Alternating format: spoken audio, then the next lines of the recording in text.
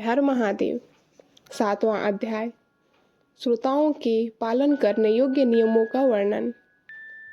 शौनक जी बोले, हे शिव भक्तों में श्रेष्ठ महाबुद्धिमान सूत जी, आप धन्य हैं जो आपने यह अद्भुत एवं कल्याणकारिणी कथा हमें सुनाई।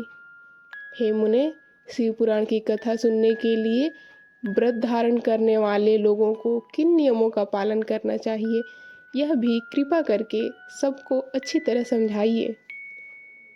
सूत जी बोले, हे शौनक, अब शिव पुराण सुनने का व्रत लेने वाले पुरुषों के लिए जो नियम हैं, उन्हें भक्तिपूर्वक सुनिए। नियम पूर्वक इस श्रेष्ठ कथा को सुनने से बिना किसी विघ्न बाधा के उत्तम फल की प्राप्ति होती है। दीक्षा से रहित लोगों का कथा श्रवण में अधिकार नहीं है, इसलिए मुनि, कथा सुनने की इच्छा वाले सब लोगों को पहले वक्ता से दीक्षा ग्रहण करनी चाहिए। कथाव्रती को ब्रह्मचर्य से रहना, भूमि पर सोना, पत्तल में खाना और हर दिन कथा समाप्त होने पर ही अन्न ग्रहण करना चाहिए। जिसमें शक्ति हो वह पुराण की समाप्ति तक उपवास करके शुद्धता पूर्वक भक्ति भाव से उत्तम शिव पुराण को सुने। घी या दूध पीकर सुखपूर्वक कथा सुने या फलाहार करके एक ही समय भोजन करके इसे सुनना चाहिए। इस कथा का व्रत लेने वाले पुरुष को प्रतिदिन एक बार हविष्यन भोजन करना चाहिए। जिस प्रकार से कथा श्रवण का नियम सुखपूर्वक पालित हो सके वैसे ही करना चाहिए। कथा सुनने में विघ्न उत्पन्न करने वाले उपासक की तुलना में तो मैं कथा श्रवण में शक्ति प्रदान करने वाले भोजन को ही अच्छा समझता हूँ।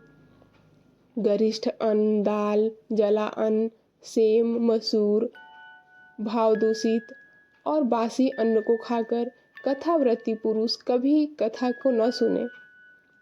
कथाव्रती को बैगन, तरबूज, चिचिंडा, मूली, कोहड़ा, प्याज, नारियल का मूल और अन्य कंदमूल का त्याग करना चाहिए। जिसने कथा का व्रत ले रखा हो वह पुरुष प्याज, लहसुन, हींग, गाजर, मादक आदि वस्तु को नहीं लेना चाहिए। कथा का व्रत लेने वाला जो पुरुष हो उसे काम, क्रोध आदि 6 विकारों, ब्राह्मणों की निंदा और पतिव्रता और साधु संतों की निंदा को त्याग देना चाहिए। कथा श्रवण का व्रत धारण करने वाला व्यक्ति रजस्व वाला स्त्री को न देखे, पतित मनुष्यों को कथा की बात न सुनाए, ब्राह्मणों से द्वेष रखने वालों और वेद बहिष्कृत मनुष्यों के साथ संभाषण न करें।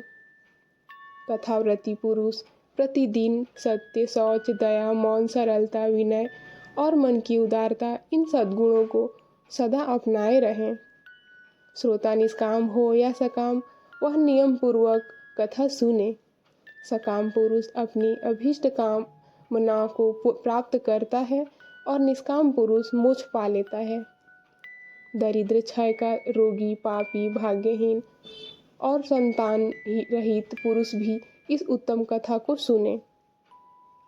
काकवंध्य आदि जो 7 प्रकार की दुष्टा स्त्रियां हैं और जिस स्त्री का गर्भ गिरा हो, इन सभी को शिव पुराण की उत्तम कथा सुननी चाहिए।